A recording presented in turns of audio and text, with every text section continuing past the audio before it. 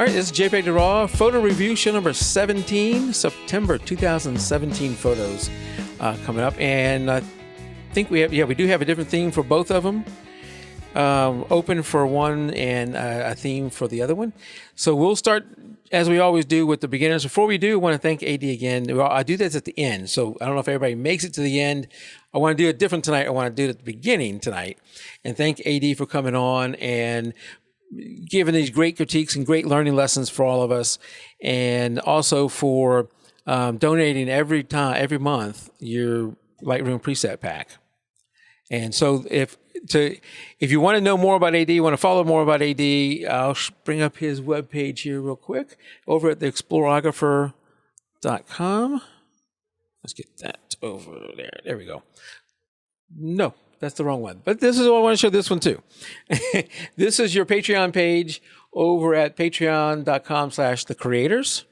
And yes. I'm sure you have a link on your website too. Great way to support AD and get extra benefits out there where you, depending on what you do, you get you're doing you do updates through here, and then you can also do some mentoring through there too. Yep. Right? Mm-hmm. Yeah, pretty much on anything. It's not just photography. It's tech. It's you want to learn to do a podcast. You want to learn to do what we do, live video, and host your own show, that kind of stuff. I'm doing all of that. My next series is actually going to be behind the scenes on how to set up your own show, so you can do a live Facebook or a live YouTube or live Twitch or whatever you're into. And you're a busy guy. I know most Wednesdays, or some Wednesdays, maybe most, you do another show with a software we've shown here before, the MacFun people. Yeah, right? MacFun Live on Facebook right now, and we're thinking about possibly moving to YouTube as well. I don't know if I want to be like as manically busy as you are during a show. You are like Captain Kirk running like the Starship Enterprise over there. And I find it just tense enough just doing a show on Facebook. But, it's been great. It's a lot of fun. I really feel like I'm part of the MacFun family now, and going to be big news. I'm going to be a main stage speaker at Photo Plus International Expo in New York City in 2 weeks. And I'm going to knock my headphones on the floor and a bottle of water on an electrical box. Oh, that's not good. We'll wait for you to fix that. No, we got it. We're good. Okay. I always put my caps back on, dude. Good choice. Knock things over in this room, you're in trouble. But yeah, I'm excited, and it's been fun. And we do it every Wednesday, or as you know, Mike, sometimes we're preempted on this show because sometimes it's Thursday and it gets backwards and forwards. But yeah, good stuff. Good stuff. And I'm showing your website right now, which is the Exploreographer stuff. Excuse me. Exploreographer.com. Some water went down the wrong way. And this is where we'll show later on, where we go to his store and we get the Lightroom preset pack from there. But on if you scroll down from the main page, there's all kind of ways to connect and follow with AD. I follow him mainly through Facebook, where he anytime he goes on a trip, he's posting all kind of stuff, which is fun to watch, fun to live through him. All right, so let's get started with the beginners group. I got to get set up.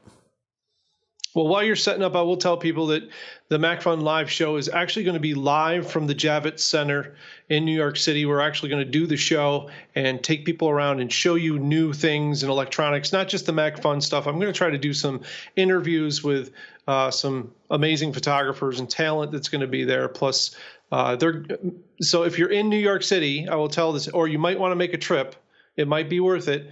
MacFun is giving away four Mavic Pro drones, one each day of the show, for people who stop by their booth and register. Wow. So yeah, that's incredible. DJI is not going to be there this year. Don't know why. We don't have the inside scoop on that, but MacFun is, got the Luminar with the aerial presets designed for drone photos. So they just decided they would get four of these amazing Mavic Pros and give them away. So yeah, that's got like $1,000 a piece, or depending on what gear they have with it. But I think just the the drone and the controller is probably like $1,000. That's awesome. Yeah, I'm super excited to be a part of it, and doing the live broadcast from the floor of the Javits Center is going to be nerve-wracking. But we're just going to do. I've got an Osmo, a DJI Osmo Mobile, so I've got a mic splitter, and we're going to give people mics, and hopefully the audio will be good, and it won't be like this where we have nice microphones and everything, but it should be fun. Yeah, it'll be a lot of fun. Yeah. All right. So first up is the beginners group. We always do the beginners group first, and we can't go through every photo, so I want to say that at the beginning. Can't go through every photo that's been submitted because there's more submitted than we can just go through. If you're in the live chat and you submitted, I will try and make sure I do your photo. If I miss it, make sure you let me know. I see Nancy out there on Facebook. I know she submitted, so we'll try and get to yours. Unless you specifically don't want me to say that soon. But let's do, first up is this image, and I should tell you, AD and everybody, the theme for the beginner group. This is the beginners we're going to do first. The theme for beginner group was people or person, something with people. Oh, okay. And I believe this person's Kim Diedrichsen died. I got Diedrichsen. There you go. Boy, that's hard as my website to say. You guys. And the text that goes along with this is cropped and straightened. So they did some cropping and straightening to get it better. Taking a breather between battles. So it was probably one of those what do they call those things? I think it was a Renaissance Festival. Yeah. Renaissance Fair. Cool. Kim looks like she could use my Lightroom pack. And I say that lovingly, the nice thing about, and I'm Kim's out there. Awesome. Cool. Thanks for joining us, Kim. Diedrichsen. There we go. Kim D. I'm glad to have you here. Kim, you're in the beginner group, so I'm going to give you some basic tips. This is a great photo. These events are amazing for photographers to go. I have not been to one of these. Me, out of all people who loves Game of Thrones, and I love dragons, and I have dragons all over my office here over on the wall. I have never been to one, and we just talked about going to one next year. We have a big one here, the Sterling Renaissance Fair, which is fairly big for New York. And I'm really excited about getting the chance to go and photograph. And the thing that's great is here you got this guy, he's kind of just hanging out.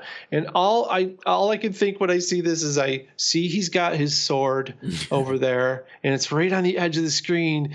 And all I want to do is be like, dude, will you pose like with your sword for me? And I think that's your next step. Is the next step is to talk to this gentleman and say, hey, I know you're taking a breather.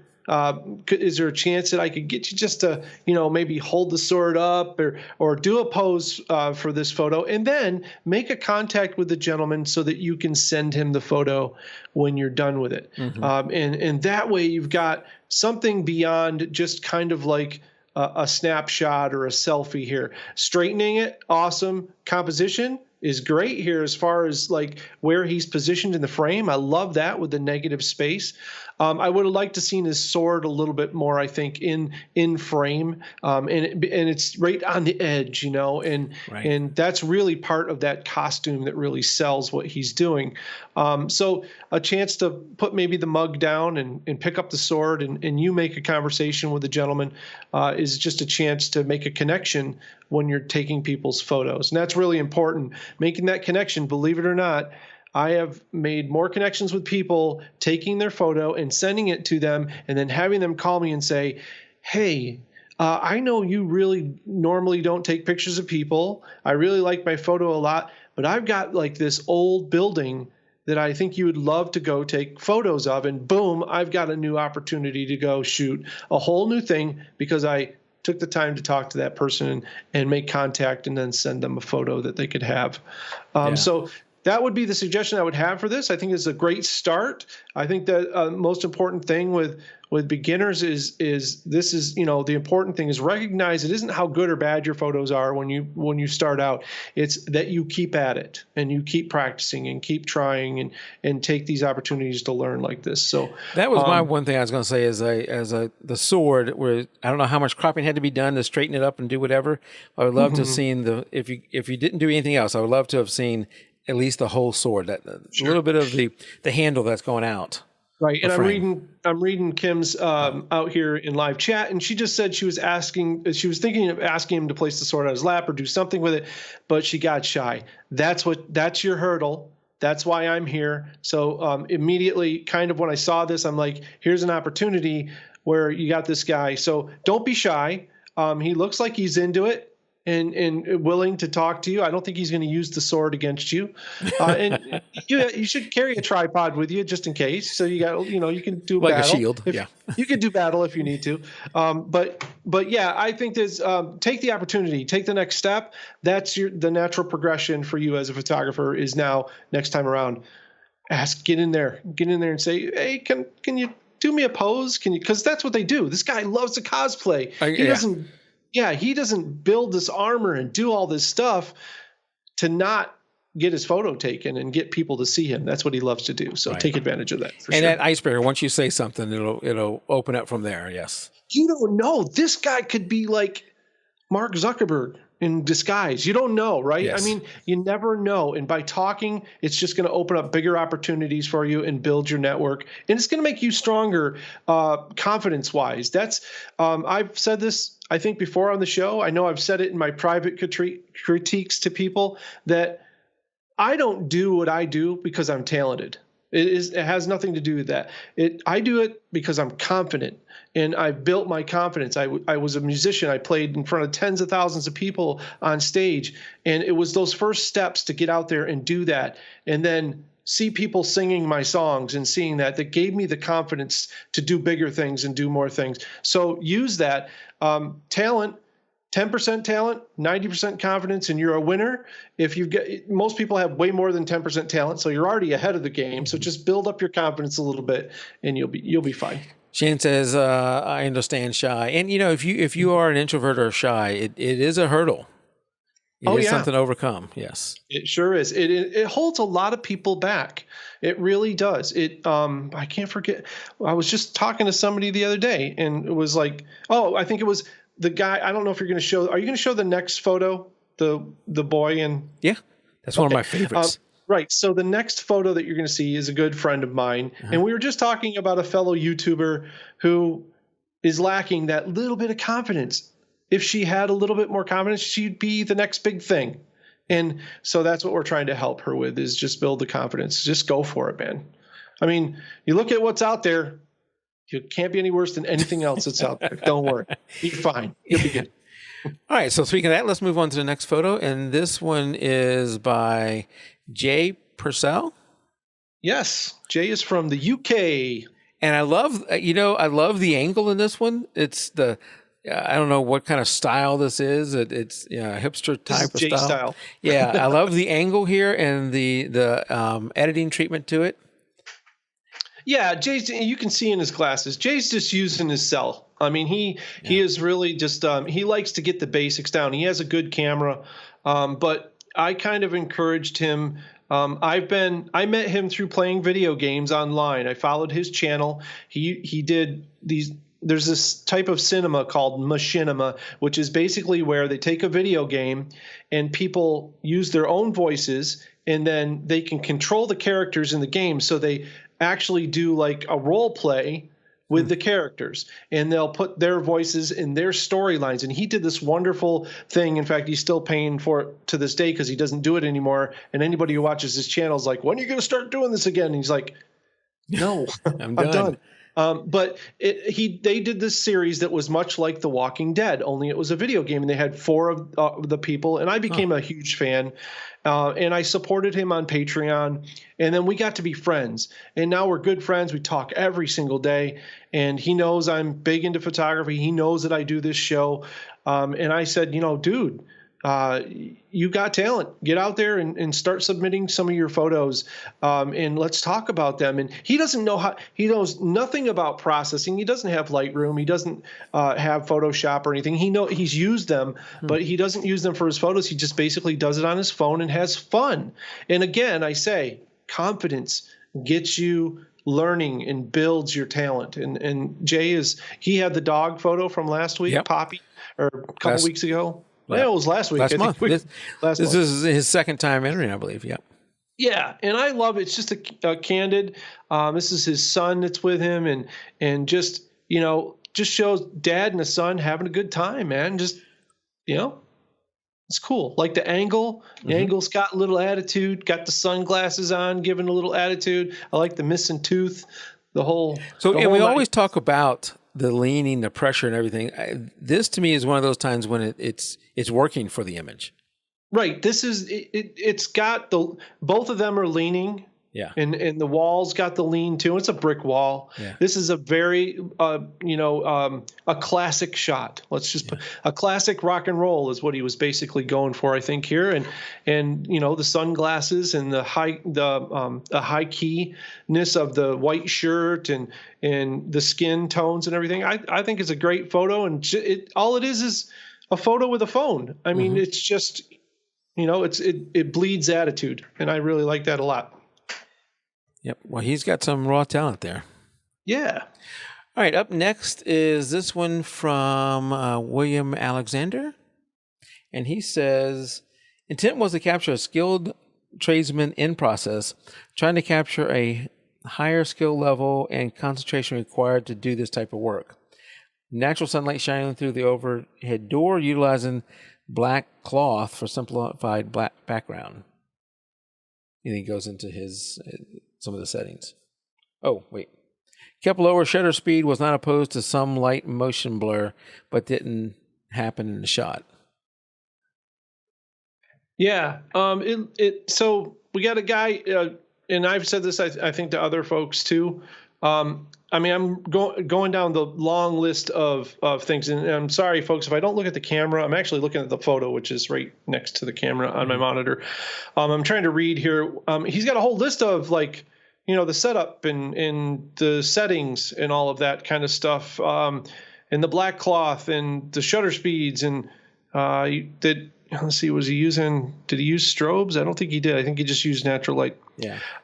It says that used black and white was chosen for simplification of complex colors. Sometimes when your tone palette doesn't really work in the photo, if the colors aren't in contrast with each other or aren't in concert with each other, depending on the mood that you're going for, black and white is the natural choice. I find a lot of times with people, black and white is just a go-to thing that works really, really well, especially when you're showing something like a tradesman like this. The kind of thought that I get is, so I'm seeing this one line on the left, and I had to check and make sure. Sometimes I get a spot on my monitor, and I think I have to move the photo around to make sure it's not a spot on my monitor. But I see like a jagged line coming off. So you see the vacuum for the saw right above that, right in the blackness of that. I would much rather have seen you burn that out a little bit so that the negative space was really all negative space, if we're going to go with that. And in that same area is a lighter black, whatever that thing is that has that mark on it. There's a lighter black thing there too. I can see it more so on the rebroadcast, believe it or not, which is strange, but I can see it on the rebroadcast where I cannot see it. And I wonder if that's just the part of the black cloth that he laid over a piece of equipment or something like that. I like the idea here, but I think a tighter in shot with, to me, it's an oddly squeezed photo, and I'll tell you where my eye is drawn here and why. So when I look at this photo, I look at the wood on the table because it's the brightest object in the photo, and I'm constantly pulled away from the subject matter, which is really him working. And I wonder if we did this in a portrait mode, and we got closer in, tighter in, so there isn't black around his backside, and we focus on the hands and the eyes, looking at the wood and the router blade hitting the edge, or the dado blade or whatever he's using, hitting the edge of the wood. I'm thinking that's more of a story than having the vacuum thing in there and all that other stuff in a landscape shot. Turn your camera sideways, go portrait with this. Then you've got the leading line of the wood now in a more portrait frame leading up to him, and the wood doesn't become just this big like magnet to my eye because it's very light in the frame. It's the lightest thing there, so I'm really drawn to it. I just think that the negative space is surrounding him more than working against him or for him, which is when you have negative space in a photo, you want to make sure that, like, see how he has black behind him? Yeah. That's surrounding him. So it's an imbalance. You've got a big space to his right, and then a space behind him surrounding him. Is kind of squishing him in between, a sandwich. If we take away the right-hand side of the photo, put this in portrait mode, and squeeze it tighter in, I think you're going to have a much more powerful shot. Now, if you want, put it in Lightroom or whatever and try that, or just hold your hand. You can just hold your hand up to the screen and give it one of these as you're looking at it, and you'll see as you move closer to the screen, it has a much bigger impact. Just seeing him looking at that cut and that focus, and we don't need all that big negative space, and we don't need the vacuum thing and all the rest of the machinery there. It doesn't really lend to the story as much as the craftsman himself in there. All right. I love the tone and everything else, by the way. The black and white, that's an excellent choice here. I did want to mention that. So, okay, so good feedback. Up next is this image from Nancy. Hold on, let me get her name. Nancy Zoomback Smith. Yay, Nancy. Nancy's out there too, out there on Facebook, yes. Cool. And it says this was a candid shot taken while gathering people for formals. Awesome. That's a good candid shot. The only suggestion I would have of the whole thing is my typical don't target your subject. That's the main thing. If we go back to that first photo of the gentleman who was on the right-hand side of the photo, your composition is the whole story of the photo. So you got her in focus, you got good color, good skin tone, good light. Now just finish it off with the good composition, which Nancy, if you're doing this and you're like, well, I have to focus on her to take the shot. The trick as a photographer is to practice partially pressing your shutter button down, locking focus on your subject, and then composing and riddling off the shot. And that move of doing that is something that you need to practice, not on the job or not while you're out doing this, but actually do it, on an egg or anything like that. I know that's atypical, or a friend, but practicing on a moving subject or something like that. But just locking focus and then composing and then getting your shot. Well, if so, in this case, would you move her further to the right, our right? Well, that would cut off part of the flowers. Or more of the flowers. her body, I would move. So as I'm looking at the image, I would move her in the image to the left. Because she's facing. The only thing I thought about. So let me ask you this: so as you move her to the left, but her eyes are going that way. That's okay. That's okay. Yeah, okay. That's okay. Yeah, and in fact, if you do that, it's a little bit more like she's not looking over her shoulder, but she's kind of just glancing off in the distance. It'll have a completely different feel to it. Now, I'm saying this, you can't crop this image to do that because you will lose too much of the image trying to move that. You're either going to put her hair in the top, which is going to be too close to the borders.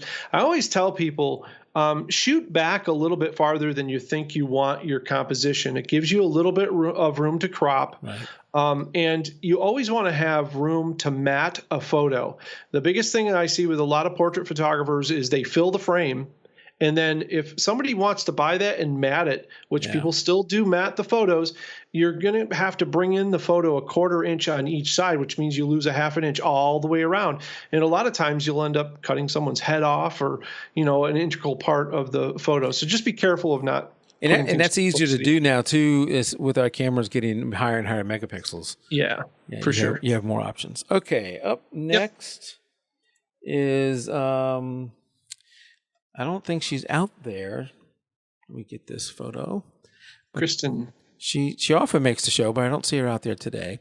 This is Kristen Lee Anderson, and she says, 2018 senior and his girlfriend love the texture of the wall and his white shirt. Absolutely. Yeah, both of those are cool. He is a bright spot in the photo, though, just like the wood was in the other photo. It's when you have high contrast, you have to be careful. If you have them in big spaces, they really draw your eye. She did a good job with a negative space here. So I like the composition. The wall is a little bit leaning to the right. Mm-hmm. Whenever you're going to use a wall like this, make sure that people don't feel like the building is going to tip over any minute, unless it's the Leaning Tower of Pisa. And people still straighten that building a lot of times I've seen, even though, and make everything else look weird. But I like it's a good start. We've talked about her photos before. Yeah. And she listens to the advice, and you can tell now that she's, we talked a little bit, I think, with her about making people feel a little bit more comfortable in the shot. And these guys look really relaxed here. I love the look on their faces. All of that's great. I think I would have maybe had her open up the sweater a little bit so you see more of her white shirt, or maybe had them not, wear big plain colors and kind of mix it up a little bit. Why is it for me? Why is it a difficult shirt to photograph? It is, but it's also difficult to put in a composition to keep it from dominating everything that's there. If you glance at this photo and you glance away, and then you glance at it and glance away, you really see two things in the photo: a brick wall and a white shirt. That's really what will stick with you as you look at it and look away. So that's just one of those things where a wardrobe change, you've got a good spot. Try a couple different things there, see what works, experiment a little bit. Whenever we took anybody else out, we always made sure that, they had a vehicle that they could change some clothes in, and that they brought a few different clothes, and we would try, because you never know what's going to work right in a location with the colors. Yeah. Right. Yeah. All of that. So they're fairly neutral colors. It's just that he's way overpowering here as far as his shirt goes. And I don't know what's to the left and what's to the right here. For me, the difference is in the brick, that, the different colors, and then off to our right where it looks like it forms a square of different shades. I wonder if we were to push them down, and again, I don't know what's to our left, but push them down to where the brick in the background was all that one color, that one darker color, if that would create a less of a distraction of the background.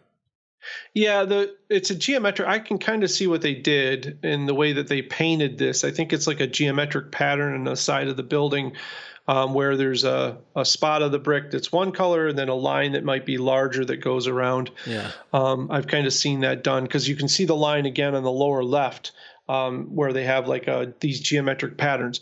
When you have something like that, either let us see enough of it that it works for your composition, or remove it so that we don't see it from your composition. I think that's kind of what Mike is getting at. If you've got a design there, don't have it photobombing. Anytime you use your backgrounds, make sure your backgrounds aren't photobombing, which means there isn't a tree coming out of someone's head, or there isn't a large certain color brick coming out of someone's shoulder or their neck. All of that leads into distracting us from our subject. So if like Mike said, you're either going to use that design and somehow incorporate them into the design, or make it, maybe put them on the left-hand side of this. Yeah. And use the neat design and back up a little bit, or again, bring them forward, away from that wall. And then you move back even farther, so they stay the same size. The wall gets smaller, and we get to see kind of a bokeh out. Yeah. Yeah, a little bit more of that. But yeah, it's a great start. It's well exposed. She did a good job reining in a lot of the high end of that shirt. That's tough to do, like you said, in any situation. I'd love to know. It doesn't say on here. It said she shot it at ISO 400. I'm going to say in f5, which is bold. F5. I will tell you, when you have people standing in an angle like that, you're really playing with a very thin focus plane where you can get everybody in focus. So I can't see these full size, so I can't critique the focus of it. But always make sure that you're giving yourself enough depth to get both faces in focus if they're, one person's behind another person. 5.6 works great with bigger groups of people if you're back a ways, but with couples, if you're close, you got to be careful with their angles and things like that. But other than that, the skin tones look great. Good ideas, got a good location. So that depth of field thing, I'm sure, probably most of everybody, if not everybody watching tonight live, and I know Nancy and Kristen know this, but maybe, and everybody in probably the regular group that we're going to talk about in just a second, but some of the beginners may not know. You got to pay attention to that depth of field when you have two people like this that are not on exactly the same plane, meaning like if you think of like a fence, a line, your camera, as you turn it, changes that line. And on that line is where the focus is. And if you go too shallow, if you go f2.8, you might get her or him, one of the two, in focus and the other one's out of focus. Yeah. And you're not knowing what's going on. Auto. Right. Yeah. And if you're using autofocus, who knows what you're going to get? Sometimes you'll end up getting the wall if you're shooting 2.8, or you'll end up just getting one of them or the wrong one. Yeah. When you say autofocus, do you mean like the select where it's picking the point to focus? Yeah, I mean, I've seen sometimes where some cameras will inadvertently back focus when there's a lot of brick lines and things like that behind them. So it just depends on the contrast a lot of times, and the focusing system. Every focusing system is a little different, whether it's phase detect or contrast based. All right, up next is the last one from the beginners group, and this one is Jeff Chartz. I think he had him last week, and I said his name wrong. So hopefully I got closer this time. Yeah. Yeah. I had the opportunity to take pictures. This is what he said. I had the opportunity to take pictures at a concert locally, and I really like the emotion that this cello player is displaying on his face. The darkness of the surrounding stage really made his face, the cello, and the blue backlighting stand out. I agree with all of that. Remember what we said about photobombing, though, right? Mm-hmm. Hardest thing to do if you're stuck in a seat, though, you kind of get what you get, right? Maybe bring your angle down a little bit and hide the base neck that's coming out of the back of it looks like he's kind of like got a base. Yeah, it looks like he.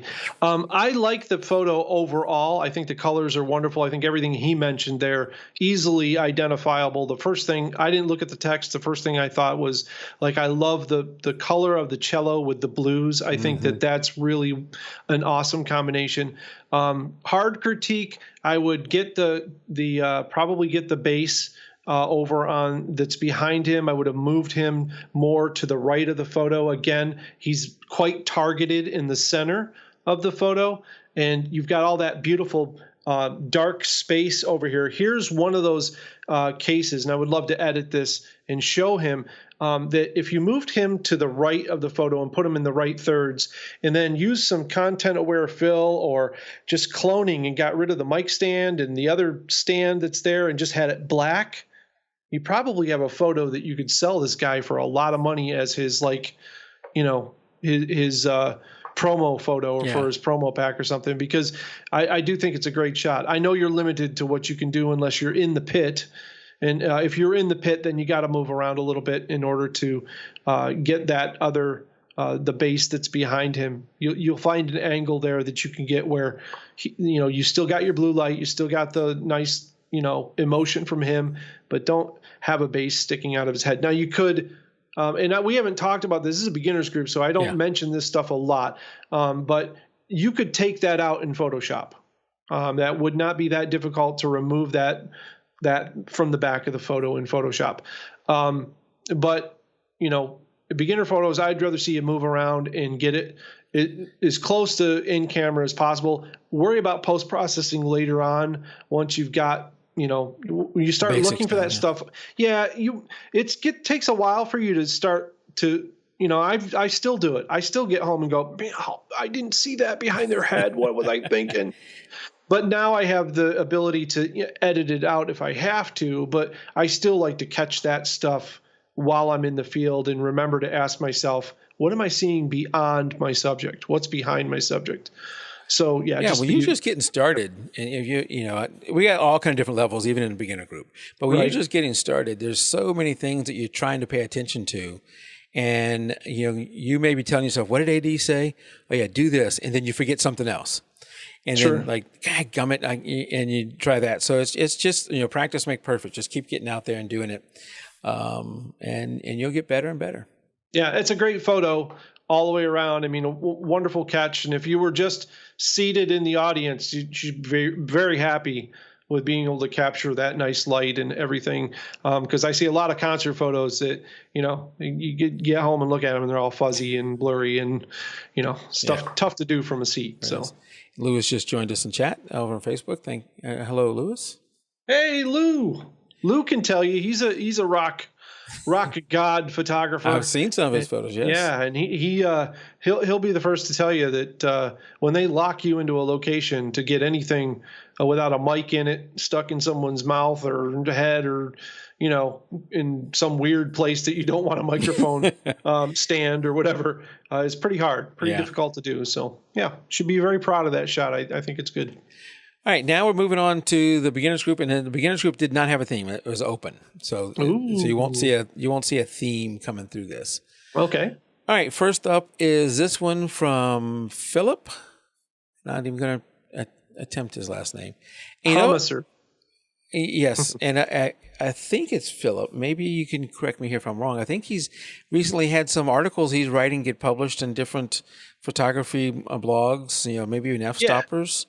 And I just learned several years ago there was even a show, like a TV show, like a little, maybe a short run show of like a reality show of their family. Oh, really? Yeah. I have to try and find it. I don't know how long it lasted or really what the show is about, but I think I saw that on Facebook. Anyway, here's Philip's photo, and he says, this is Natasha, my beautiful Ukrainian wife, 25 weeks pregnant with our daughter. She is really the whole reason I got into photography. She wanted me to get a camera and start taking photos of our boys because they were growing up too fast. That's how a lot of us get into photography, our kids. I told her that cameras were too expensive and we couldn't afford it. She bought me one for my birthday. And she goes on. Let's see. We took this shot on the fly. We were getting loaded up in a car to go to church. And she said, I wanted you to take pictures. I was like, now, well, you know how that ended. Okay. And then he says, sorry, Mike, Sonny's rule. Yeah, he's right. He's right. Sorry, Mike. Yeah, it is what it is. You guys have a nice camera now that just came out. Nikon D850. It's just really expensive. If you can afford it, really expensive. You and your Mercedes Benz, you can afford. I don't have a Mercedes Benz. However expensive that. Well, you'll need one. I have a Toyota. Yeah. You'll have to drive like a scooter around so you can afford the camera. Yeah, exactly. Right? And I need the grip and the battery and all that goes with it. I think that adds another $1,000. So, Philip is so how I've set up to this point. We've talked in the beginners group about targeted photos. So and I said, well, you put your subject in the middle. So here is a great example of an exception to that rule, and the exception is symmetry. So when we do symmetry, we almost take the background out of the image completely. So what we're doing is essentially bringing the subject is the powerful part of it, which is her hands really, and in the heart. So she's looking at the heart. He wants you to look at the heart. We're looking at her baby basically. And so he's put this in a beautiful symmetrical composition almost removing everything else from the image. Even though it's there and it's in support, he has taken a beautiful background and minimalized its impact on the image and made it a supporting player by using symmetry. So if he would have moved her off to the side, it doesn't really have that impact anymore. Yeah. You're going to want to look at that beautiful background. You're going to want to look at the trees, and the trees and everything almost kind of cradle her in this. And she is also cradling her love and all of that. It really portrays well in the photo. So this is a case where targeting your subject, I call these photos matter-of-fact photos. I know that's kind of sounds a little belittling, and Gary, we're going to talk about that as well. He did a process though that did help a little bit. So basically, I don't want to belittle the photo by saying it's a matter-of-fact photo, but it's very everything is balanced and pointing towards one thing, so it leads you into where he wants you to look. Gary mentions the tree in the background over her right shoulder. I will tell you, Gary, that when I look at the photos, I look at them for the first time when I basically see them right now live on the show. I do not preview these photos because I want to know what the person says and kind of get them to that point. He used a very low contrast in the background. If that tree was darker, even a smidge darker, I would probably have mentioned it. But I will be honest with you, the subject matter here is powerful enough that doesn't matter. The background doesn't matter one bit to me in this photo. And I think if you look at it honestly, I can pick apart any photo. Give me any photo from anybody. I will pick it apart. I'll find something about it. But I don't think it's needed. It's powerful enough. You have to, when you're doing this sort of thing, you have to judge the power of the composition and the tones and the colors. And when you have a very powerful image that's composed properly, some of those items don't stick out anymore. And I'm honest with you, when I looked at this photo, I never even saw the tree. Yeah. I saw the leaves were darker in the upper right where there's a little bit more light coming through. I did see that a little bit, but really you look right at the hands. I mean, it's, and this is a photo that's been done many times, but he did a photo that's been done many times. Well, he did it well. Yeah, he did it well. And he did it with the tones in the big vignette really drawing you inwards. He really wanted you to know where we're looking at this photo. So, yeah, nice job, Phil. Nice job. I'm looking through the list, and I'm going to be hard-pressed to cut some of these out because we got some really good ones here. So maybe, you pick them. I don't want to tell you not to spend too much time on them, but all right, let's I shall do my best. I want to especially do people who I don't think I've seen enter or not enter that often. So we're going to do the next one, the rabbit, which is from, let me get her name, Miriam Hernandez. Mm-hmm. And so this little wild bunny visits every morning. He thinks that if he doesn't turn to look at me, I can't see him. I can tell him from the rest of, because of his ear nip. Oh, there you go. Yeah. And she's probably right. They probably think if I don't look at you, you don't see me. Like a kid. I think that's what animals think. Yeah. Good composition. Like the colors, like the bokeh. The focus is on the eye, which is, what we're concentrating on. Remove the leaf because here there's a contrast. The leaf is dark, almost as dark as the bunny is. So it does stick out. So I would take the leaf off his back side a little bit because you're trying to basically just make this a real soft image. Mm-hmm. We're looking at the bunny this time and not focusing at one single point like the hands.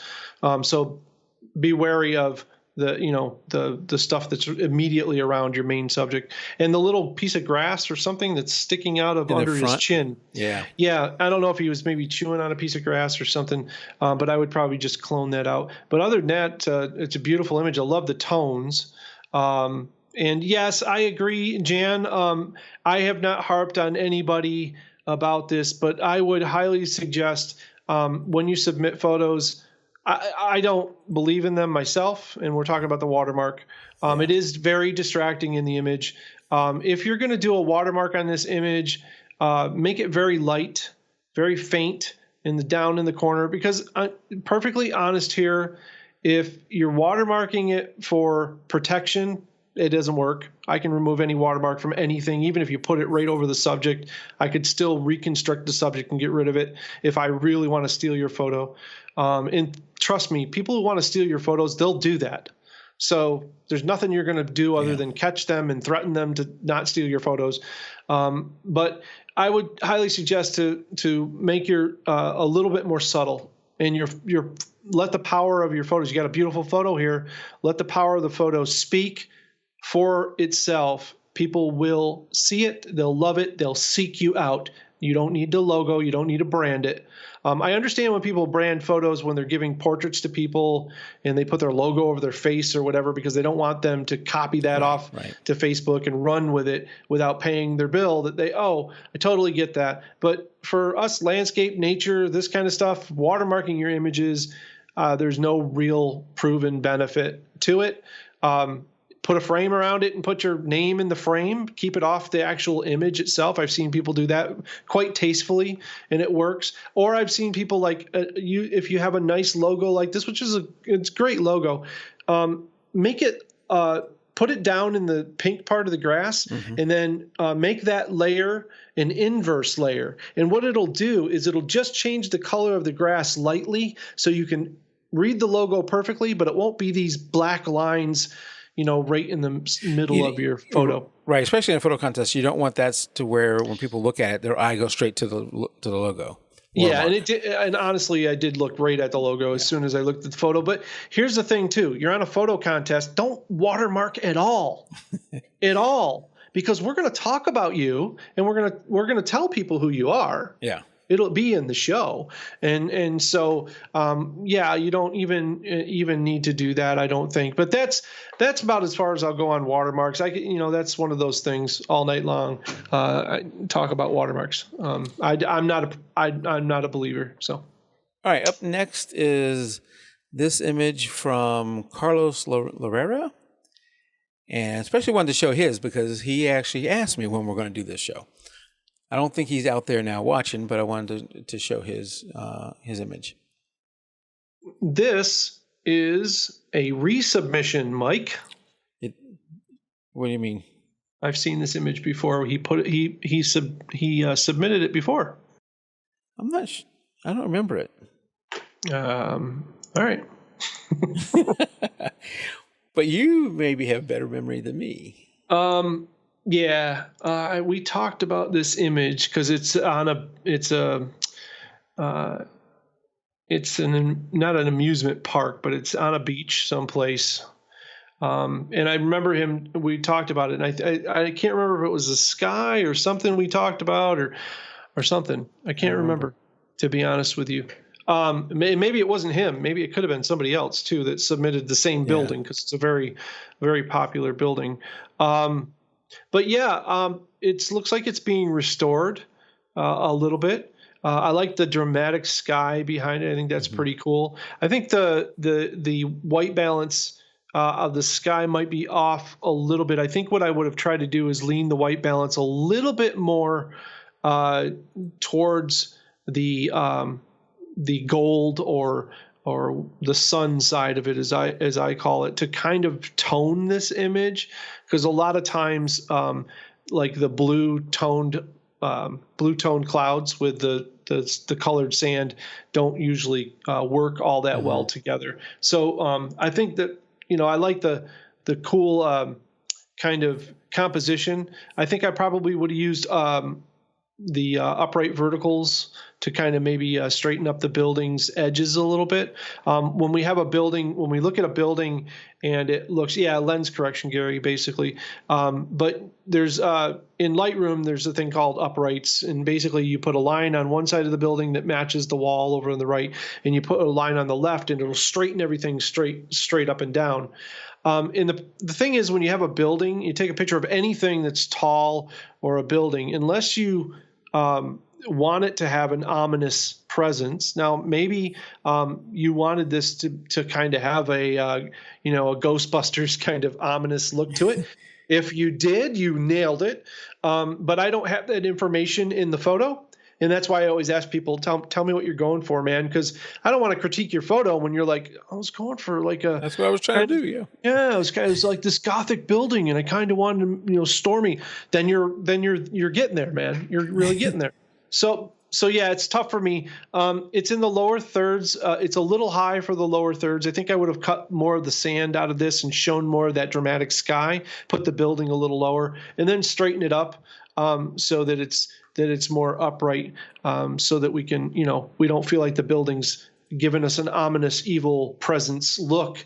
And when things tilt back like that, they kind of have that I power over you kind of look. That's what that does. If you take a picture of a person with a wide angle lens from the ground, right. They'll look like they're standing over you. Like they're you see pictures of wrestlers and whatnot, a lot of times. It makes them towering, yes. And you've seen who was really good at it was the photographer Bob Ezrin, who took a lot of photos of Kiss back in the day. Oh, yeah. And to give them that cartoonish, like big, powerful, not of this earth look, he would take his photos at a wider angle from down low, and it would just give them this super giant look when they really weren't that tall without their boots on, of course. But that's what that does. It lends this ominous kind of look to things.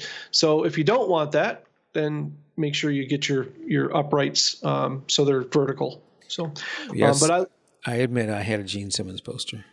Hey, I grew up with him. I'm old, so that was what got me in music. Ace Frehley and his smoking guitar. Yep, Peter Criss, Paul Stanley. Yes, and then Eric Carr and all the other guys that have been in the bands ever since. Yep. All right. Moving on from that history lesson. Although, from New York, so still around. They are still around. Jeez. All right. So up next is this image from, where is his name? There you go. Kenny Robertson. And Kenny says, I took this Saturday night. I used one LED light in about 8 shots to make this one. I don't know if he's saying he blended 8 shots together or if it took 8 shots to get one. These are tractors that I use for my day job, and I took these at the job site I'm currently working on. Yeah, so what he did is he used, he says he used his YN360, which I have those strobes as well, to paint the light to light up the tractors with. And I love this shot. This is one of those where leaning back a little bit, the tractors are, and he was down low, gives these things a look of power, which is kind of what they are. They move earth, and they're big monsters. So that works well for this shot. I think there's too much foreground of dirt here, or too much sky, one of the two, because everything's right in the middle again, and there's no symmetry to it. So there's no reflective symmetry going on, like if we were shooting over water. So I would try to move the tractors and machinery down and do more sky, and maybe see if we can see some more stars in the sky. Or if the sky's not cooperating, then show us more dirt, because that's what they do. They work in the dirt and move them higher in the frame and give us more foreground.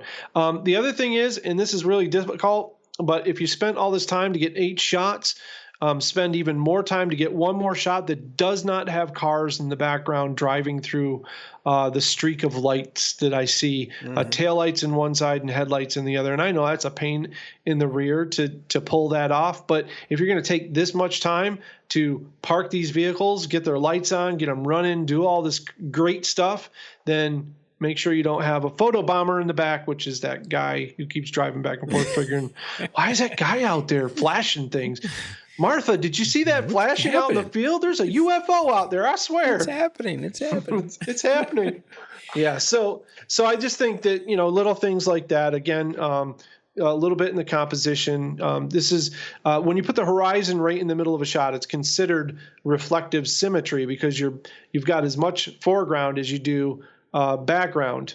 Okay. So say if we're taking a picture of the ocean, you don't want to put the horizon right in the middle of the shot, because you have a competing water with a competing sky. Yeah. Right. And so make up your mind, who is the star of the shot, and give them the bigger part of the screen. And take 2 photos. If you're not sure, Do one where, the water is in the lower third and the sky's in the upper, and then take another one where the sky's in the upper and the water takes up the rest. Decide later, yeah. And decide later. Yes, that's practice in the field. We do not go out and shoot without practicing. That's and every day you take a photo should be practice. So that's. All right, up next is the first of the 3 finalists. So I have not posted anywhere. I meant to do that. I don't know if I meant to do it. I'm going to do it probably tomorrow night, but you'll get a preview tonight of the 3 finalists from this month's contest. And the first one up here is this one from Amber. Amber, I'm going to try and say her last name, so I think I butcher it. Amber. She told you how to say it. She did tell me how to say it. So much and trouble. That puts me in more. No. I feel like if I don't say it, I can't say it wrong. If you could sneak over to Facebook, she told you how to say it in Facebook. I know, but I don't have an easy way to get over there. She did tell me how to say it. I think it's Sallow, but I'm not sure because I didn't even pay attention, so that's my fault. I'm pretty sure I got the Amber right. I'm sure you did. Yes, Amber S. So Amber is our first of the 3 finalists, and she says, the Orlando Eye, a very large Ferris wheel type ride with enclosed air conditioning. Wow. Capsules with a small bench and a lot of standing room. One time around is about 15 minutes, 10 to 15 minutes. Then she goes on some more. I don't know if you want me to read all this. There's a lot of detail here. Yeah. Well, so she talks about color, and so the important parts that I need to just talk about, her choices of going with black and white. It really showed off the lines and the shapes of the structure without the bleeding colors, which I totally agree with there. All of the rest of the information, kicking off your anniversary and mini vacation, all that kind of stuff has, that's cool, but that doesn't help me. Ferris wheels and me, and I know this is not really a Ferris wheel, but it is a Ferris wheel. Yeah. But these large wheels, I always want to see them in the long exposures. That's like I just you love want to see that. Some motion. I want to see it move a little bit. Yeah. So. Other than that, though, what she was going for in the detail, that's my personal preference. So let's talk about her image and not my image the way I would do it. The way that she explains the way she did her image, it's perfect. So she got a nice high contrast look to it. I love that she put the composition off to the side and didn't just, stick it exactly in the middle. It looks like it's almost an abstract. And I wouldn't have known that it was a Ferris wheel, to be honest with you. I mean, other than knowing what they look like, but it almost looks like a giant radar dish pointing off into space somewhere. And it has enough abstract look to it, I think, that works well. And I love that you can see all the lines are very finely detailed, and the high contrast black and white is near and dear to my heart. I every time I go out, I shoot something in high contrast black and white. I love it so much. So it's a great image. And Amber, keep doing the great work that you're doing. She's fantastic. I remember when you first came to us, and now is wow, it's amazing. She's fantastic. Yeah. All right, up next is another one with lines that's kind of abstract here. This one is from, let me get this, from Jeff. It's from Jeff again. Okay. From Jeff Chartz. So, let's see. Which did Jeff put one in he put one in the beginner? He did. He's in both groups. Yep. He's in both. Oh, he's one of those sneaky sandbagging guys. I can get you out there, Jeff. I like this image. It is an abstract. Just keep in mind, though, if you can figure out what an abstract is in under 30 seconds, then it's not really an abstract. So that's the thing that I worry about with this photo. It's pretty easy to see. It's a stairwell. I like the idea that you're going for here, Jeff, and I love the tones. The tone is gorgeous on this image. I love the lines going all back and forth, but I think you got to just check another angle, try to get it a little different so we can't tell that it's stairs. You're so close, but I mean, with the, clearly the stair pattern in there, there are ways to get those lines so that you couldn't tell that that's a stairwell. right off the bat. And I think that's the key to abstracts is when you find something like this is how do I shoot this so it doesn't, I can't easily recognize it. Where's it's finding that, the Rubik's Cube key point where it has that look that still has symmetry and has this neat lines look, but I can't really tell what it is. So that I'm a little torn on which direction. It's kind of abstract, which is not really a thing. Yeah. It's like kind of symmetrical. It's not, there's no such thing as kind of. Isn't, yeah. Right, exactly. It's one of those cut and dry things. Good start on it. Keep going, man. Yep. Love seeing the different type of images, something different from, the normal stuff. Yeah, absolutely. I totally love that. Yeah. Okay, up next is this one from Spencer Sullivan. Yeah. Spencer says, this storm in Snow Canyon State Park this month was my first successful attempt at photographing lightning. I love how the path on the bottom left pulls the eye up into the mountains and into the storm. Cool. I wouldn't take that path, not towards that storm. And here's another guy using that Rokinon. Rokinon, yes, a great lens for not a lot of money, very sharp. I used it in the Badlands quite a bit and got some unique images with it. I shot long exposure with it as well. A lot of people, one of the number one things, I had a streak of about 4 years where I shot lightning like crazy. And everybody would be like, I can't capture lightning. How do you know when it's going to strike? And now I don't know what to do. Well, here's what happens. Yeah, right. Here's what you do, folks. You can go out and you can buy expensive triggers that sometimes work, sometimes don't. That's up to you. Or you can do what everyone else does, which is just hold the shutter button down and just keep taking photos. And is like his settings, f/22, which is a very closed down aperture, which means that we got to leave the shutter open a long time to get enough light in. What happens is his 6 seconds, during that 6 seconds, there was a lightning strike. And if he just keeps shooting 6 second exposure after 6 second exposure after 6 seconds, if you shoot for a minute, you've captured lightning, because lightning usually in a storm like this happens at least once a minute. Yeah. So this shot for me, it's a little grainy. I'm seeing quite a bit of grain in it. The only suggestion I would have given him is that if he took this shot and captured the lightning, I would have taken one more longer exposure shot so that I could have blended in the lower half of the photo, which you can clearly see he had to brighten that up quite a bit, and it's very noisy. Mm-hmm. An image like this, Spencer, I'll give you just a piece of advice from experience, is you capture a dynamic image like this and you bring it home and you put it on the internet or you put it in your portfolio, it's going to sell. This type of image is a very dynamic image that people will buy. And if somebody comes to you and says, and I've told you this before, Mike, with Milky Way shots and the like, somebody comes to you and says, hey, Spence, I want this image, but I want it like in a 60 by 90 for my house, and I'd like to pay you like $5,000 to have that done for me. And you go to your printer and you're like, all right, yeah, 60 by 90, it's 24 megapixel shot, or it's a 40 megapixel shot, or whatever. Sure. And you take it there and he blows it up and you get it back and you can see these giant grains everywhere that in color noise and everything else going on. The person's not going to relate to what that is when they look at this image on a screen. Right.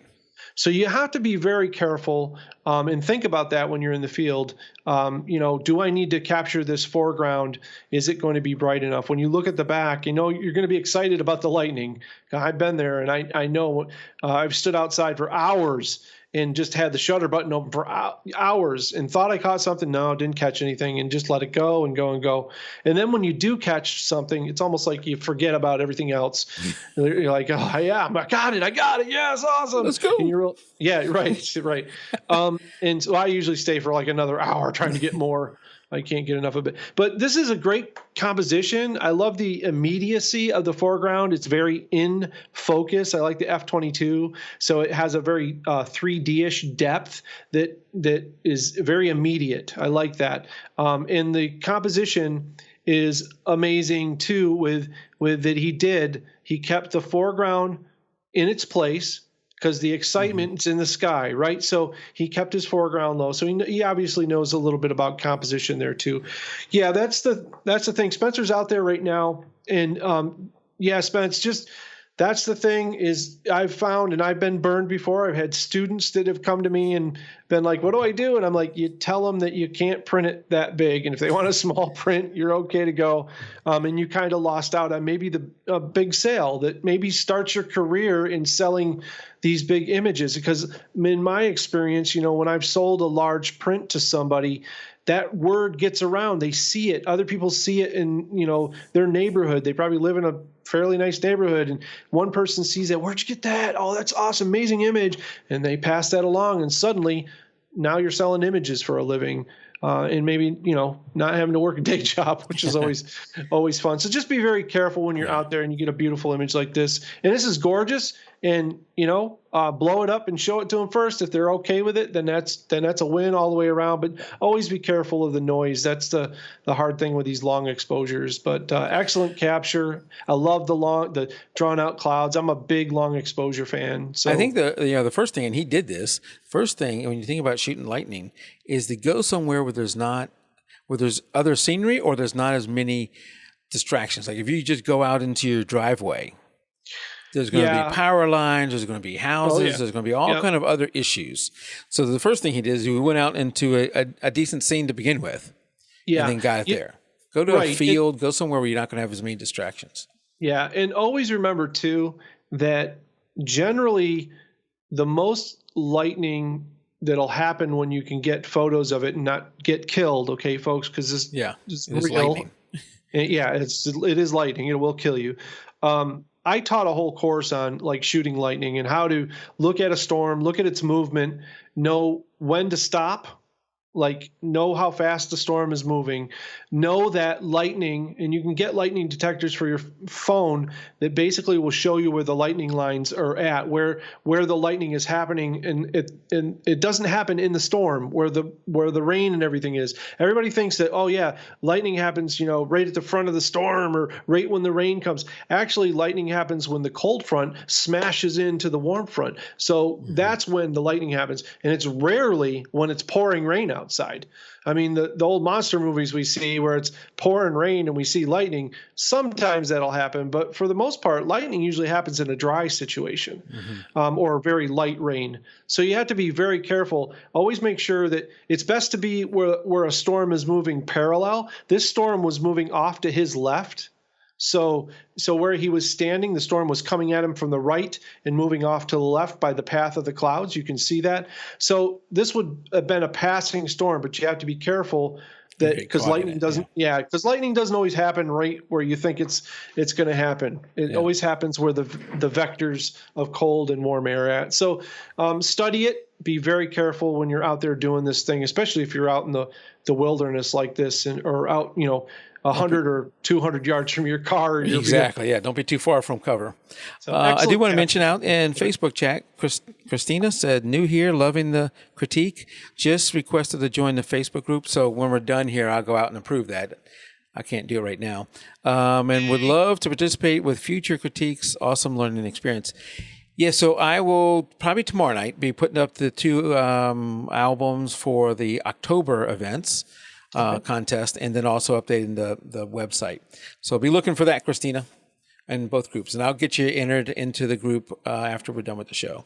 Is she in the beginners, Christina? Are you in the beginners group?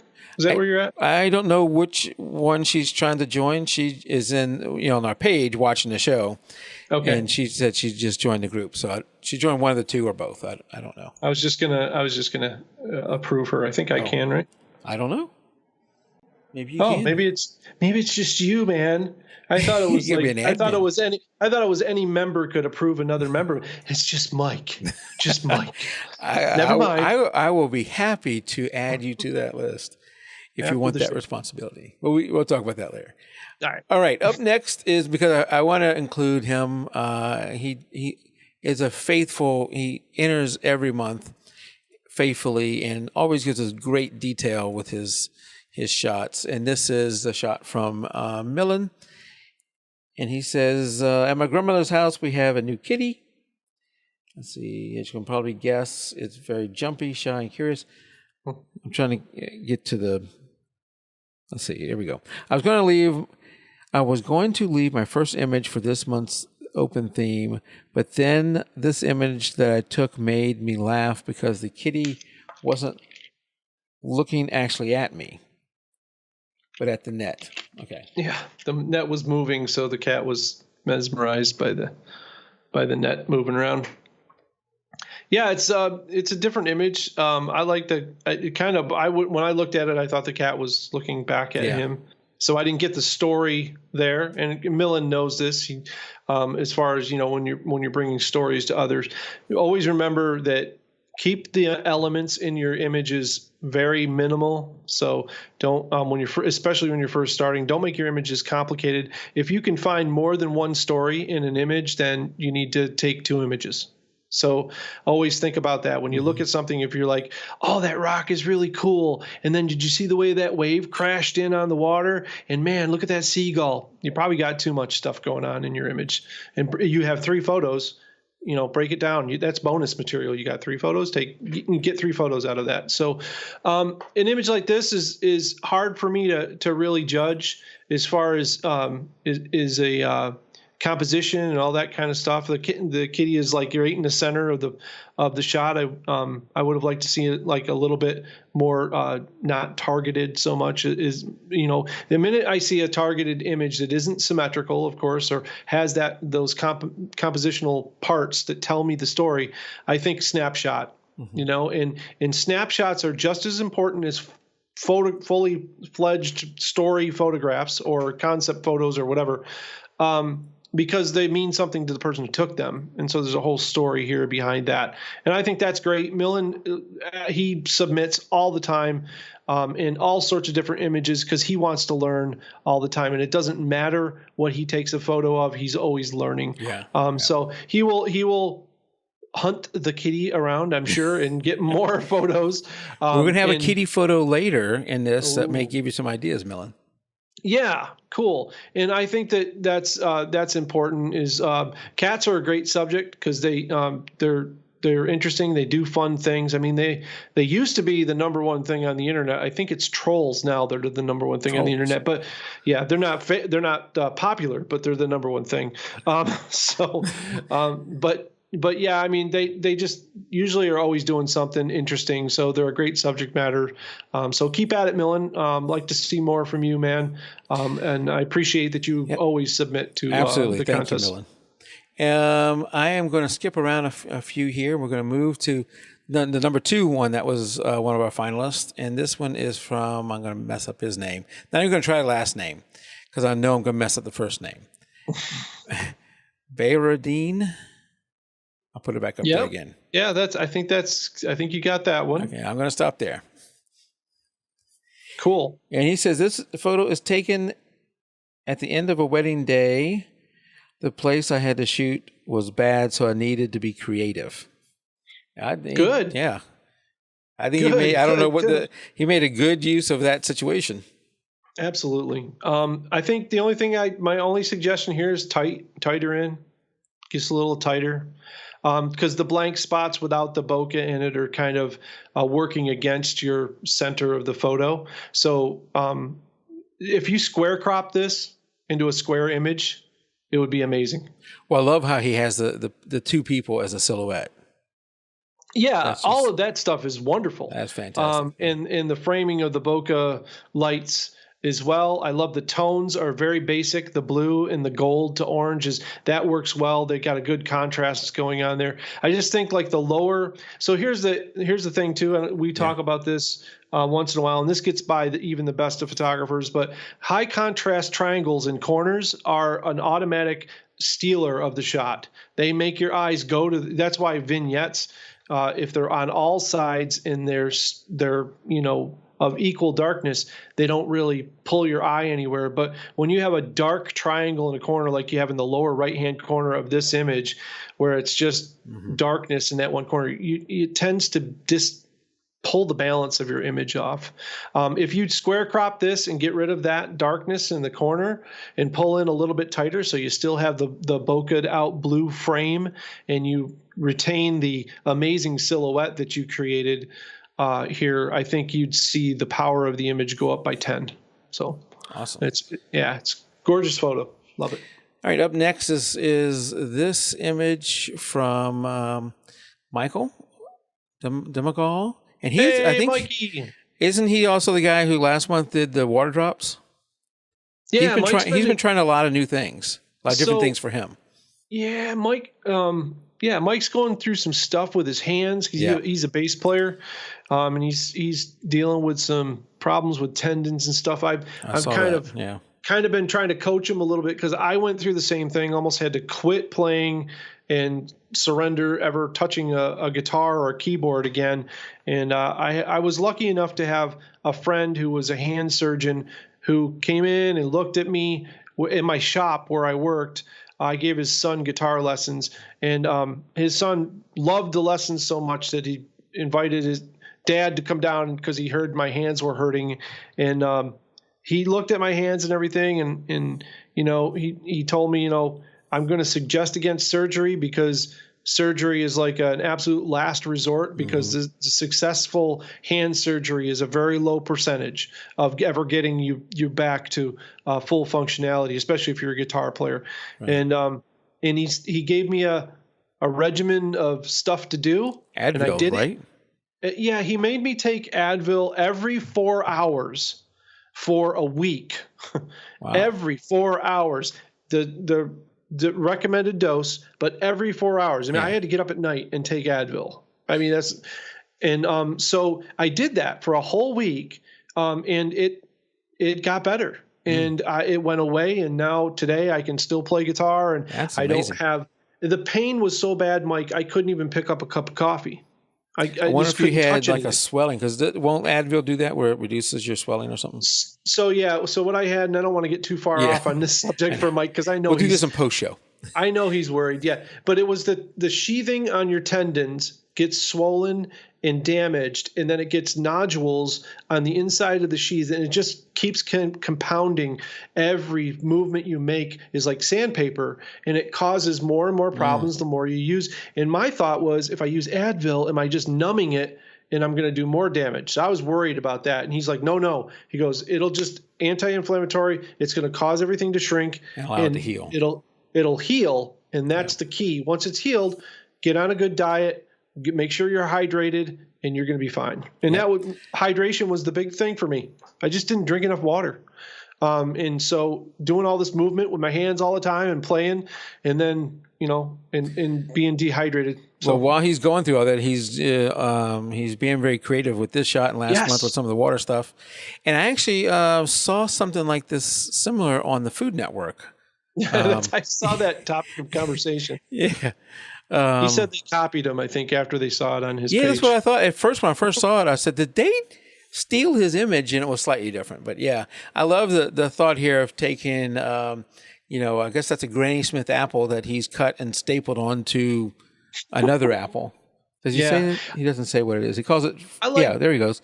Granny Smith apple and Pink Lady. It's Frankenapple. For Halloween. Yeah. I like the pair that he did with I thought that one was a little cooler to me, but this I think was his kind of epiphany moment when he decided he wanted to do this. The most important thing about this photo has nothing to do with the actual shot that we're looking at. It's that Mike is going through a creative process of trying things that are totally against the grain of what he's used to doing. And that is so important to kind of finding yourself as a creative photographer. If you want to get better at what you're doing, go do something else, because portraiture can help you with your landscapes. Landscapes can help you with your portraiture. Learning how to compose a landscape shows you how to use that landscape as a supporting background for a portrait. Instead of just taking a headshot, now you can, combine the two together. And so what the experimentation that he's doing, he's learning about light and light direction and learning about making props and things. all of this is just going to make him a better photographer all the way around. And seeing his work from when he first started submitting stuff, I love the my big thing that I was grooving on was his vase series that he did. I like that abstract vase series was great. And I do this during the winter. I've got a whole library of water drop stuff. I did a thing where I took a big fish tank and I put strobes around it, and I dropped Kool-Aid into it. And as the Kool-Aid was swirling down, I did long exposures, and it ended up looking like a nebula, like I'd taken some space shot or something. Just experimenting Those like that. Those things are fun to do too. Yeah. And you learn your camera, you learn about flashes and speed and all this sort of stuff about depth of focus and what that does to the image. But his images have been spectacular. I love the depth of field here where the focus plane is just pretty much on those staples right in the front and the nice bokeh apple in the back and in the dark. Great composition. He listens. He's in the lower thirds here. He took a picture of an apple. It's a portrait of an apple because it's in portrait. It tells the story. This is a great image. And my favorite image out of the bunch, if I'm letting the cat out of the bag early as far as I'm concerned. I don't pick the winners, folks, but it would be my winner. So. Yeah, and I like this image too. Unfortunately, did not make one of the final three because the next one up was the final of the final three, and that one is this image from Gina Perry, who hasn't entered in a while. So great to see her back entering the contest of this one. And the only thing she gave us was the cat's name, Twinkle. All right. Well, Gina's images are always amazing. Anyway, she's a fantastic editor too. Yeah, I'm glad to see her back. And I'd like to say something about her watermark because she has an unobtrusive watermark, I think, here. Yeah, that's exactly what I meant. If you've got to do it, if you really feel the need to do it, this is the way to do it. Make it small, refined, simple, and lighten it up a little bit. And just don't take one watermark and put it on every photo. Like take one watermark and adjust the color and the luminance of it so that it blends in with your photo. People will still see it. In fact, I used to always think that the watermark or the branding came first and then the art follows that. And it's the exact opposite of that. Do good things. People will seek you out. That's how it works. It always works that way. Have confidence that it'll work that way. There is no mousetrap. You can't do it the other way around. And I've coached photographers and photographers who've gone into business, and they're always like, well, how do I get people to do this? And you don't. Just produce good work, and they will come. You build it, they will come, and it's true. And it's a dog eat dog big market out there that you have to compete in. As long as you're making sure you're getting your stuff out there and you're doing it consistently and working hard at it, it will come. It takes time. And there's no like secret formula. There's no pre-built website. There's no Squarespace, all of that stuff. Sorry, Squarespace, if you're sponsoring this show. I don't think you are. Nope. One show on the internet you don't sponsor. But I mean, there's no, I see people build these template websites and the websites tell you, get your stuff sold. We build you a perfect website. No, there's no such thing. There absolutely is no such thing. Everybody's different. They're all different. There's techniques to make sure that you're getting the right exposure. But beyond that, there is no like special portfolios website that you're going to get that's going to make your stuff look like that. So watermarks, make sure that they're there if you have to have them there, and make sure that they blend in. That's the most important thing. People will seek you out if you do good work. And this is, again, we talked about composition. It's wonderful. Nice blank space here. Good light. It's great focus. I mean, there's not really too much to critique, I don't think. It's a great image. Yep. Very good. Thanks for entering again, Gina. Love to have you back. Yeah, if you're out there, follow Gina because she always submits great stuff. Yes. So. All right. We need to pick the person who is going to win the preset pack, Lightroom preset pack. 2 people? Yeah, we do one in the beginner and one in the. Okay. Yeah, that's cool. And then when we come back, I'll show somebody some stuff. Okay. And now that I'm here, I'm just going to go ahead and, if y'all will hold on 1 second, there we go. I just approved everybody into the beginners group. I'll do the other one later. All right, so what we're going to do, A.D. and I'm going to start a slideshow here of the images that you get. Where is it at? That you guys look at all the images that were entered, and then we'll be back in just a minute to let me get that started. We're back in just a minute to tell you the winners here. All right. So hold on, we'll be back in just a minute. All right, we're back, and not that. All right, so what you're going to win here, and how do I want to do this? I want to be able to pull up the web page, get that ready, and I'm going to bring us over to show AD's site. Go down to Store, Photo Tools Store. And we're going to get, AD is giving away 2 of these tonight for 2 different people. And what you're going to win is the Lightroom preset pack with 40 or is it 40? 45. 45. 45 or 44. Or 40, something like that. 40 plus presets. Good one. In there, yes. And the winners for this, I mean, I probably should get their names so I can put it down at the bottom. The winners for this is, let's get rid of that. First up from the beginners group, the winner is Kim Diederson. If I said your name wrong, I'm sorry. Kim Diederson. And I will send you the code through Facebook Messenger with instructions on how to get that. So that's from the regulars group, from the beginners group. From the regulars group, the winner is... Where's his name? I got it. There it is. There we go. Is Spencer Sullivan. And I'm not showing their images right now because I'm not that coordinated to do all that. But Spencer and Kim, I will be sending you guys a Facebook message in the coming days with how to get that and the code for that. If you didn't win tonight, there's a lot of great photos. We try and pick somebody. We definitely try and pick somebody who hasn't won in the past because it's not going to do any good to win it again. So keep entering, and you may win in the future. And then, even if you don't win, you get this great feedback from AD. If you show up in chat, I do try and include you as one of the images that we're going to review. If I miss you, say something before we get to the end. As far as entering, the easiest way is through either our Facebook group, which is facebook.com/group/jpeg2RAW. That's a regular group.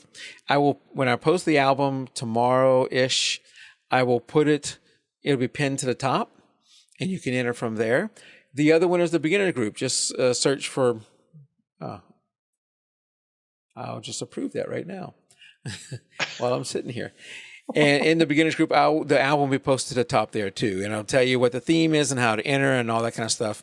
If you ever have any trouble with how to enter your image into there, it'll tell you that too. You can also, if you're not a Facebook person, if you're out there on YouTube, watching this YouTube and say, I have no interest in Facebook, you can also enter through our website. What's going on here? Did you put it back on Bluehost? No, I did not. It was up. There we go. If it says September, this will be updated again with when I post the other albums. You come here to jpeg2RAW.com, click on the photo contest entry, and then come on down, and you can choose to enter either the main group or the beginners group. And then there's links down here if you want to come in and enter them through Facebook. You can do that too. If you want to subscribe to this, you can, of course, on YouTube right there. You can subscribe. We also are out on iTunes. You go over to the subscribe button here on our website, jpeg2RAW.com. And our main photography podcast, all the links are here for it. Scroll down just a little bit, and here's the photo review show. We don't release an audio version of this because I'm not sure it makes that much sense to do an audio version of this. But we do have video large, video small out on iTunes. And then the video large, of course, on YouTube and Vimeo. You can get all that. So love to have you subscribe and get it that way. So you make sure you get it every time we release it. Anything I'm forgetting there, AD? beginners winner announcement here, or yes, beginner winner announcement. I'm going to pull up that photo. So I need to stop the slideshow. Hold on. You guys weren't even seeing it anyway. And so there's two different, so just to get rid of some confusion here, there's two different ways we do the winner in both groups. So in the main regular group, it goes through an admin process where there's two sets of voting to narrow it down to 3, and then there's a detailed voting in those 3 to come up with a final winner. We use that same type of process for the annual contest, which is coming up in just a few months. In the beginners group, while it's still small until it grows into a bigger contest, we're either doing it here live on the show or me and another admin is doing it. So tonight we're going to do it live on the show. We're going to pick the winner from the beginners group, and that'll be posted out on the webpage and on the Facebook group there. The winner of that group is Jay Purcell with this image. Great image, Jay. Lots of great ones in there, but this one is one that we gave the edge to. Awesome. Nice, candid, like basic. It's a very minimalist, but rock and roll kind of, it's just one of those images that just works. So good job, man. Good job. Yeah. Yeah, and I know I skipped a few images. If you have one you really want me to, or AD to review, if you really want to have one reviewed during the show, say something in the comments when you post it, and I'll try and make sure it's one we do. Also, the more information you can give in there and what you're trying to achieve with your image helps in the review. Yeah, I mean, if you have a question on camera settings in the beginners group especially, and you're not sure if you're shooting the right, always include those if you're not sure, and say, I'm not sure if these are the right settings for my camera. But the main thing is that, and I always word this weirdly and people take it the wrong way. When I say, what was your goal in taking the photo? What I mean is, what made you stop and press the shutter button? Like, we always have a reason. Oh, I wanted to do that. And so just make note of that when you're taking the shot.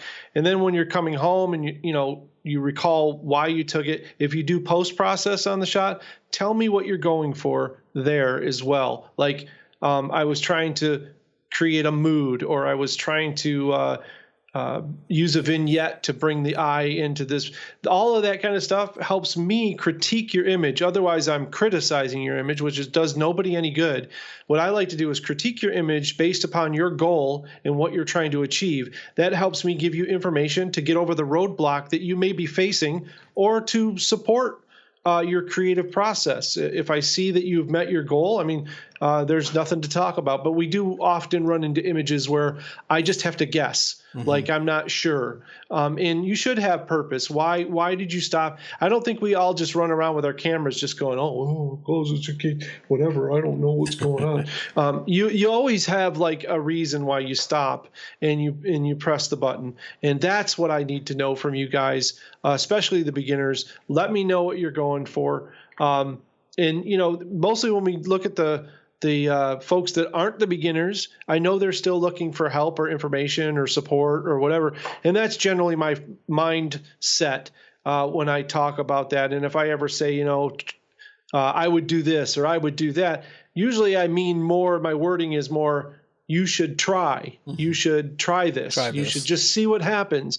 And what'll happen when you try these things is you might not like it. You might be like, nope, don't like that.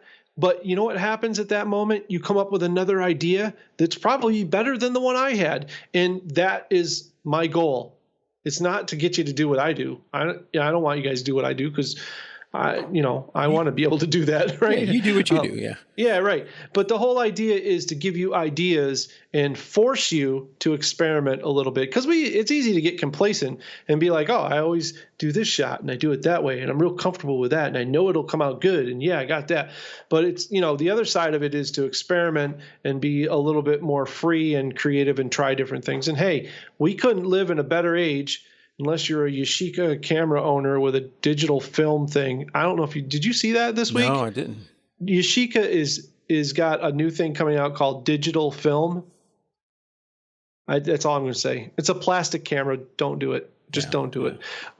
Anyways, we live in a time when we have, these little cards that you can store 6,000 photos on. Go out there and wind them up and practice. That's the big thing. So you guys are doing great. I mean, every week I see big improvements in everybody. So keep it up. Keep it up. Well, we'll be back next month with themes from the October contest. Until then, keep shooting. Good night, everybody. Good night.